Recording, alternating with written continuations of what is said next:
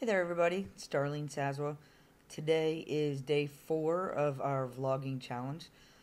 Today, I'm going to help you to let go of something in your past that maybe is causing you to not have a transformation in your life. Um, Today's topic is reckoning with something in your past to save your future. I really had to think about this topic quite a bit when they assigned it. You know, most people, they have something in their past that I'm sure that has happened to them.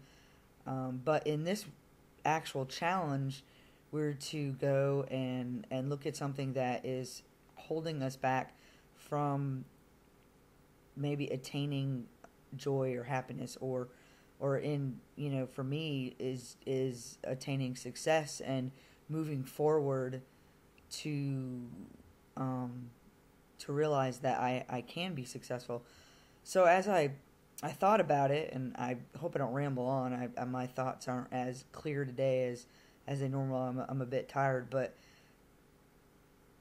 I had to think back quite a bit, and I don't want sympathy, of course, or anything like that, just because I've dealt with some of this in my past. Of course, as I said previously, that I had dealt with things that my father had done, and he was very abusive.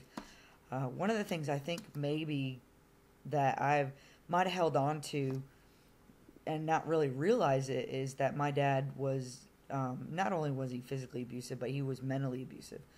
And maybe I dealt with the physical aspect of it and forgave him for that, but I might not have totally forgiven him for the emotional and verbal abuse that he always seemed to be so very good at. One of the main things that he used to tell me, and it made me feel so small and so um, just unloved, was the fact that he would always tell me that I should have been a boy. That was, I don't know. I don't know why he, at the time when I was young, I didn't understand. I tried so hard. I would play with trucks. I would try to do everything, follow him around and just try to be all tough. Even though I was a little girl, I was such a tomboy. Of course, I did, later find out that he had had a son, but he had died, and shortly after, about when he was 6 months old. But I guess maybe my dad had wanted and believed that when I guess my mom told me that, before I was born, he kept telling her, we're going to have another boy. I'm positive it's a boy, it's a boy, it's a boy. And obviously, he was so very disappointed that I was a girl. Um, so I think that really stuck with me in life. I did forgive my dad for many things. Um, I was it drove me in a lot of ways to be the first one to graduate from college, be the first person to just have some sort of success, have a longer relationship, and things like that. But I think it was always in the back of my mind that you don't deserve things, you're not good enough, because that emotional scars that he left on me when I was so little, that you know I guess I maybe believe that I wasn't who I was supposed to be. So in a way, that brings about, and as I thought more about it, I did realize that, I have a tendency now, and I used to be so good at it, following through with things. Now, mind you, I start things for myself, and I have a tendency to not finish them.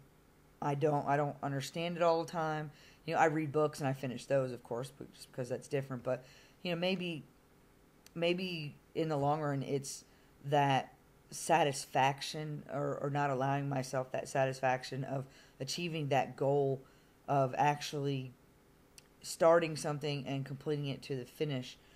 There are certain things that I do that are smaller that I will complete. Like crocheting a blanket, reading a book, and I'm always, when it comes to friends, if it's something that they need me for, I always follow through. I finish through to the end, always, when it comes for, a friend, and it always makes them feel good, and I always achieve that for them. But I believe that when it comes to something, giving myself that satisfaction or that joy or that achievement, I think I hold myself back from that, and I don't really think I really realized it until I started this challenge with these videos, and this ended up coming up as our topic. Like I said, I had to think about it all day long, so it was definitely at first I thought, I don't think I have anything to talk about, but of course that's a misconception, because everyone has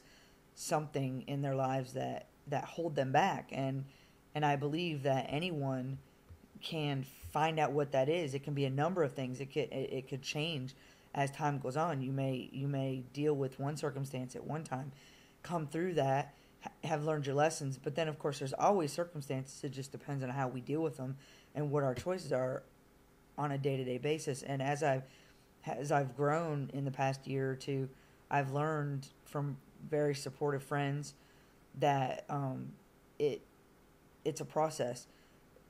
With this thing, though, I think, and I actually thought about it not even more than 20 minutes ago, but one of the things that I really believe that may have recently, in the past 5 years or so, made me feel like I really don't deserve to be successful or maybe be happy, was that my sister had told me before, right after my father had passed away, the one, of course, that made me feel so small, that the reason why he had not wanted to have a relationship with me was because I'm gay. Now, I didn't think that it would bother me, but I have a feeling that I'd given him chances, and I had always wanted a relationship with him, but I think it really hurt that he had a relationship with my sister. But the reason why he didn't want to have a relationship with me was because I was having a relationship with another woman. But the problem is he never really got to know who she is and who I am, and he's missed out on that. And I think that now with this challenge, that it's something that I have to face head on and work through that and try to come to a point where I believe in myself, that it is okay to be happy. It's okay to not want to be stuck in a 9-to-5 job. If you think that a 9-to-5 job is awesome, then good, I'm glad. But for me personally, I honestly hate going in and working for someone else now. I would rather work for myself.